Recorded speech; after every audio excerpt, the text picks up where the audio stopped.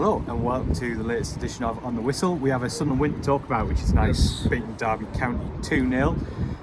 I didn't think Sunderland played all that well, but I'm very encouraged that they beat a team who will probably be in the bottom half of this season at home while not playing well. That's something that they've not done easily for a lot of years, even in League One really didn't find it easy to do. So what did you think? Yeah, very, very encouraging. It was like not a vintage performance, but I thought they deserved the win, they created the better chances.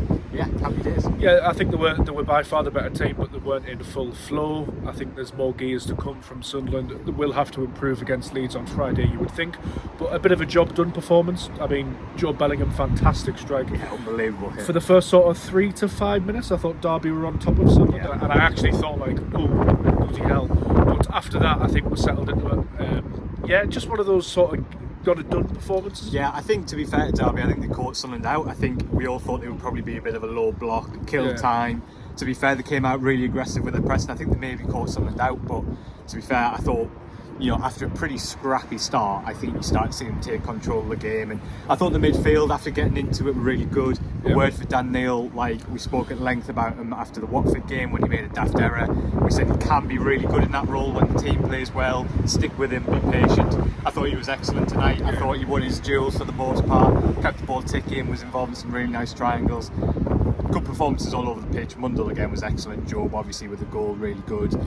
But I thought Neil deserved a bit of credit. But he did. I think man of the match as well. Yeah, the other thing I would say is late on, we always wonder how Sunderland would cope with set pieces, a bit of aerial bombardment. Derby are a strong set piece side. I thought Sunderland defended really, really well, and I think they deserve a lot of credit for that. Patterson, can we shout out Patterson's distribution actually, which was superb today. All round performance, a great save as well, because that was a real, he hasn't had a lot to do this season. No, I thought tonight was probably the first time Sunderland kind of needed him, and that was a really important moment when he made that close range save. So yeah, lots of good signs, even if it wasn't the best performance. I think really nice to be talking about it. Not a brilliant performance with a clean sheet and a win. I think that's something we haven't seen the couple of years we've been in the Championship.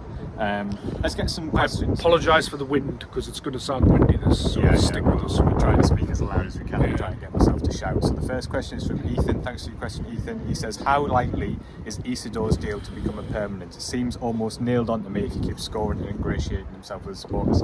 Yeah, completely agree. It's still very, very early days. He hasn't actually, he's still only made 2 starts, but I think we spoke on Saturday about, we wondered whether he'd be a natural sort of centre forward, but at the moment he looks it, and tonight he was on the periphery for a lot of the game, but he's still that front post run. We talked about it on Saturday, the kind of thing we haven't really seen properly since Ross Stewart. That was exactly the kind of goal Ross Stewart used to score. So exciting to see Isidore do that. It's not a hugely expensive deal if he keeps playing well. I don't think there's any doubt that someone will do it if he keeps doing this. Well, when I spoke to him afterwards and asked him a question, he was at pains to stress that there's an option, and he sounded quite keen on staying, to be brutally honest. Caveat to that is it's early days and anything like that.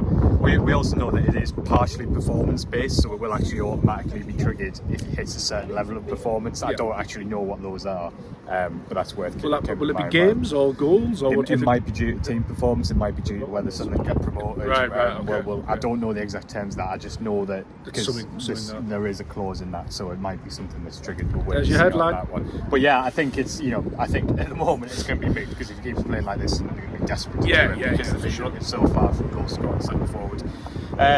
Joe Smith says, how many games do we give him before we say Sunderland are in a promotion race? Keen not to get too giddy, but I genuinely think after 10 games where you are is a reflection of your ability. I don't think you can say until after Christmas. I'm confident in saying now that Sunderland are a playoff contender.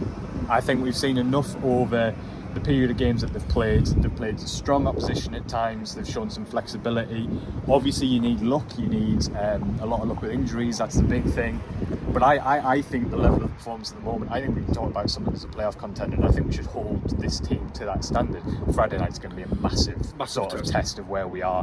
I know that Leeds' points tally is a little bit underwhelming, but I think everyone knows they're the front runners of the title this year. I think we'll know a lot more after Friday, Joe, and I agree with James. You can't really talk about certainly automatic. I was going to say, for me, automatics. If you're up there after Christmas, then fair enough. Because we've seen with Sunderland, you can make a late play for the playoffs, can't you? I think when the top 2 in the Championship, it tends to be those those top two now that emerge sort of after Yeah, Christmas. You don't really get those late runs towards the back end of seasons anymore. And I think, in terms of the top two. And I think on that point, which is a good one, I think what you often see is that sides that get relegated in the Premier League start slowly and start to really motor as it heads towards Christmas when the squad settles. So I think that's an important part as well. I think like Burnley and Leeds are just going to get stronger and stronger. And I just think the schedule's a massive test over Christmas, because there's so many games in such quick succession that if you have 3 bad results, you can find yourself far down the table. If you have 3 good ones, then you're right up there. So you can be excited, Joe, but not giddy. That's my verdict. And the last one from Tony is a really pertinent one. This point I was going to raise: injuries in these 3 game weeks will surely test our squad depth.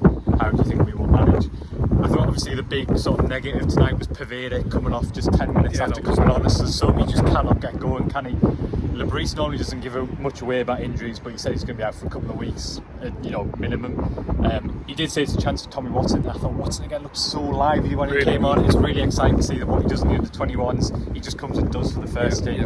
Opportunity for him, which is great. But I think we've seen Tony this season that Labrise doesn't make many subs. I think that's partially how he manages, but it's partially because there's not a huge amount of squad depth, and Friday's going to be a huge test.